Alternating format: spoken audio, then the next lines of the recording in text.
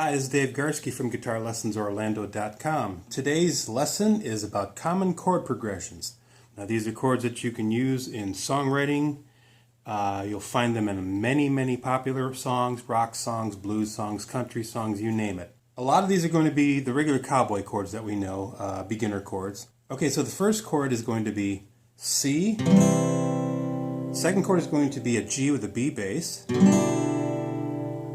with an A minor at the end. Okay, so C, G with a B bass, A minor. Now you might hear something like that in an example like this. 2, 3, and.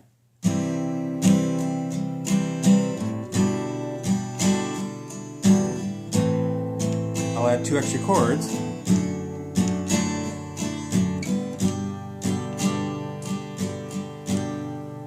Okay, so I just did the C, G with B bass, A minor, and then a couple extra chords which we'll get to. Okay, so the next one is the exact opposite direction, going A minor to G with a B bass to the C chord. Okay, so 1, 2, 3, 4, 1, 2, 3, 4, 1, 2, 3, 4. The next one is G to a D with an F sharp bass. And if you notice, I'm using my thumb to get the F sharp on the 6th string. You can do it however you want. If you want to do it like this, we can see that. Either way works. I find this easier to get to quickly. And then resolve it to E minor. Okay, so G, D with an F sharp bass. Notice my 3rd finger stays there. And then goes to E minor. You can even go to E minor 7. So put them all together. G, D with an F sharp bass to E minor 7. That 3rd finger stays there through each of those 3 chords.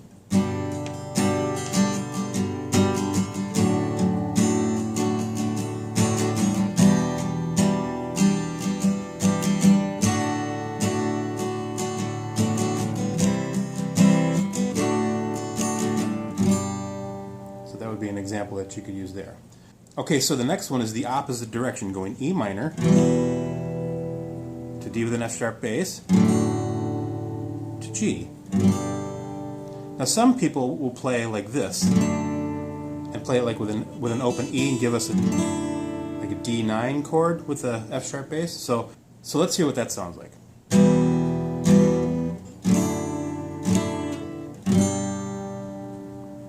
Okay, the next one is D to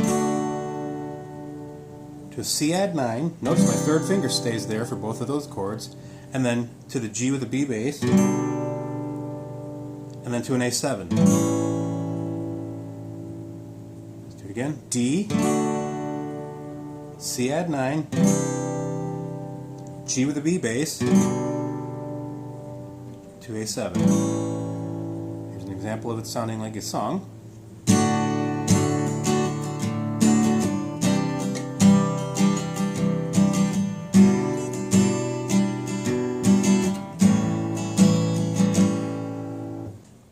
The next one is going to be a variation on the same kind of idea, except we're going to exchange the C add 9 to a D with a C sharp bass. And the C sharp will be right here on the 4th fret of string number 5, and we're going to use our pinky for that. So we'll put our D chord together and then add the pinky right here. Doesn't sound like much by itself. In fact, what I'm doing here is I'm muting this 4th string with my pinky. Can you hear that?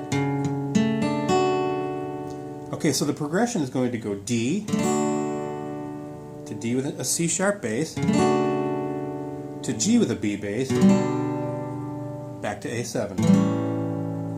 Okay, so D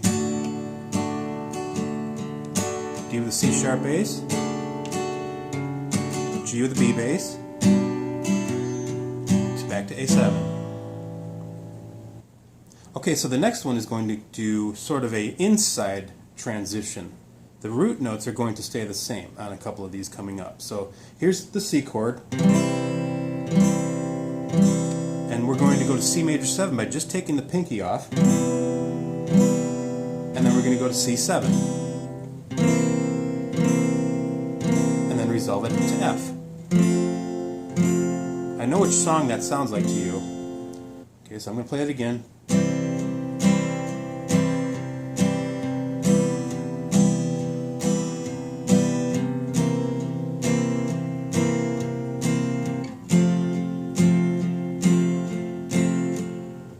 We all know what song that is. Okay, so the next one is going to do sort of an augmented version, going up with the 5th all the way up to the 7th. So we're going to go C, and then we're going to do a C augmented. I don't know if you know that, but you can find it on the internet. I call it the spooky house chord. It sounds like a spooky house, right? It's a very dark, weird, transitionary chord that has a very low percentage as far as where it gets placed in a lot of music. So it has to be in the context of the progression for it to sound right. So we go C, C augmented, then I'm going to do what's called a C6. It's basically an A minor with a C bass. And then resolve it to C7.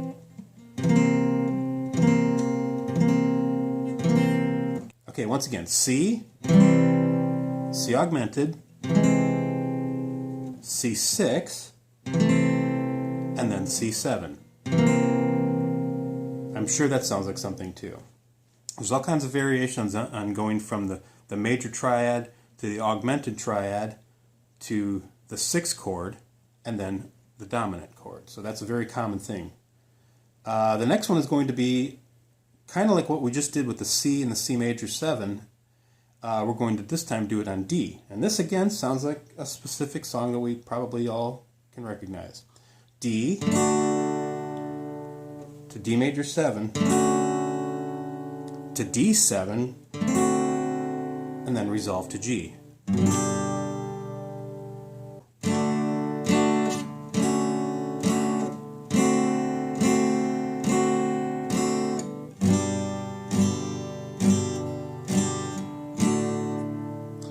You know what that song is too. I'll play it again so you can kind of get an idea. D, D major 7, D7. You can even add the pinky here to suspend the note, to G. Okay, so the next one is going to be a similar thing. This time we're going to go from D to D augmented. I'm going to move this finger here and this one here for D augmented. Again, one of those strange transitionary chords. By itself it doesn't sound like much. So it's very low percentage. So it has to be in context for it to sound correct. And then we're going to do a B minor triad with the D bass, which would be like a D6 chord. So, and then we resolve it to the D7. Okay, so again I'll play a D, D augmented, B minor with a D bass, and then D7. And you can resolve that to G. And to A7 if you wanted to. These are just ideas. Okay, so the last one is going to be A major 7 to A7, and then A7 suspended. So this is again a common progression. A major 7, A7, you can even put this pinky here if you wanted to, it's another A7, and then we're going to suspend the 4th by putting this here. Okay, so I'm going to do it again. A major 7, A7, and suspended. And that might resolve to D, and then E, back to A.